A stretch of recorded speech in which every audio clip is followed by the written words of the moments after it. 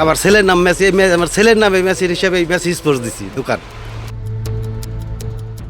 বিশ্বকাপ ফুটবল মানেই আনন্দ উল্লাস, তর্ক বিতর্ক, প্রতিযোগিতা, রাত জেগে খেলা দেখা সহ জার্সি কেনাকাটার প্রিয় উৎসব। প্রিয় দলের পতাকা টানানো, জার্সি পরিধান করা, নিজেদের মধ্যে প্রীতি ফুটবল খেলার আয়োজন করা সহ নানা আয়োজন করে থাকে প্রিয় দলের ভক্ত এবং সমর্থকেরা। সেই সাথে ব্যতিক্রম কিছু মানুষ রয়েছে যারা নিজের 10তলা ভবনের রং পছন্দের দল আর্জেন্টিনার পতাকার আদলে করিয়েছেন। নিজের দলের পতাকার মতো করে কেউ কেউ করেছেন ব্রিজের রং, আবার নিজের দলের পতাকা বহুতল ভবনের ছাদ থেকে নিচ পর্যন্ত টানিয়ে রেখেছেন। ব্রিজের দুই পাশে, এক পাশে আর্জেন্টিনার পতাকার সারি, অপর পাশে ব্রাজিলের পতাকার সারি। বহুতল ভবনের এক পাশে আর্জেন্টিনার পতাকা, অপর পাশে ব্রাজিলের পতাকা। একইভাবে ছাদের উপরও একটি আর্জেন্টিনা, অপরটি ব্রাজিলের পতাকা টানানো রয়েছে।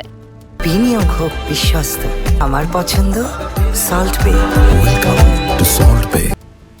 ঢাকা আরিচা মহাসড়কের পাশে টানানো হয়েছে বিভিন্ন পতাকা। কিছু পরিবারে স্বামী আর্জেন্টিনা অথবা স্ত্রী ব্রাজিল করেন, যে কারণে ঘরে আনন্দটা একটু ব্যতিক্রমী হয়। অনেক তর্ক বিতর্ক, ঝগড়া তৈরি হলেও দিন শেষে ঘরে আনন্দ উল্লাসে ভরে ওঠে। ভালোবাসার দলের জন্য জার্সির দোকানে আর্জেন্টিনার জন্য আলাদা গ্যালারি করেছেন। প্রত্যেকের সমর্থক ও ভক্তদের প্রত্যাশা এবার তার পছন্দের দলেরই বিজয় হবে। তবে ব্রাজিল সমর্থকরা কিছুটা হতাশ প্রথম ম্যাচে বিজয়ী হতে না পারায়। আমার প্রত্যাশা তো অনেক ছিল, কিন্তু প্রথম খেলা দেখার পর থেকে এখন প্রত্যাশাটা অনেক কমে গেছে। রোনালদো খেলতো যখন, তার আপনার রোনালদিনহো, তার খেলা দেখে আমি ব্রাজিল সাপোর্ট করি ছোটবেলা থেকে। টিমটা আগের তুলনায় একটু খারাপ। এই মেয়েডানা যখন বল খেলছে তখন থেকে আমি আর্জেন্টিনা করি। এবার অবশ্যই ইনশাল্লাহ 2026 আর্জেন্টিনা কাপ নিবে।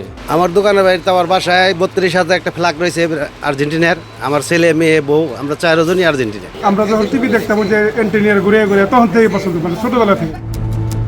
সবার মধ্যে ফুটবল উৎসব যেন অনন্য আনন্দ তৈরি করে। ব্রাজিল আর্জেন্টিনার মধ্যে চিরশত্রু হাড্ডাহাড্ডি লড়াই যেমন বিশ্বকাপ খেলা হয়, তেমনি প্রত্যেকটা স্থানীয় মাঠেও ব্রাজিল বনাম আর্জেন্টিনা খেলা হয়। এই খেলাকে কেন্দ্র করে বিভিন্ন ভোজন, সাংস্কৃতিক অনুষ্ঠান সহ বিভিন্ন আয়োজন করা হয়। নিশা আলম, ডেস্ক রিপোর্ট, 21 টেলিভিশন।